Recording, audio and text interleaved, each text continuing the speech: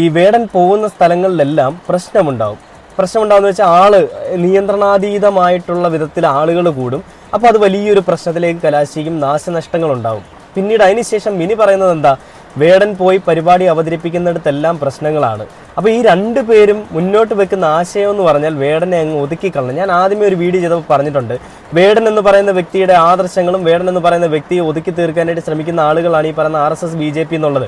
അതിനുവേണ്ടി അവർ കണ്ടെത്താൻ പോകുന്ന ഒരു മാർഗം എന്തെന്ന് വെച്ചാൽ, വേടൻ പോകുന്ന എല്ലാ സ്ഥലങ്ങളിലും പ്രശ്നമാണ്, വേടൻ പരിപാടി അവതരിപ്പിച്ചാൽ അവിടെ വിഷയങ്ങൾ ഉണ്ടാവും, അതുകൊണ്ട് തന്നെയും ഈ കമ്മിറ്റിക്കാർക്ക് പ്രശ്നമുണ്ട്, നഷ്ടപരിഹാരങ്ങൾ കൊടുക്കേണ്ടി വരും, അതുകൊണ്ട് വേടനെ ഇനി പരിപാടിക്ക് വിളിക്കണ്ട എന്ന ധാർഷ്ട്യം. വേടൻ ഇത് ചെയ്താൽ മതി. വേടൻ എന്ന് പറയുന്ന വ്യക്തിയുടെ പേര് വെച്ച് പറയുമ്പോൾ നിങ്ങൾ ശ്രദ്ധിക്കേണ്ട ഒരു കാര്യമുണ്ട്, അല്ലെങ്കിൽ നമ്മൾ അറിയേണ്ട ഒരു കാര്യമുണ്ട്.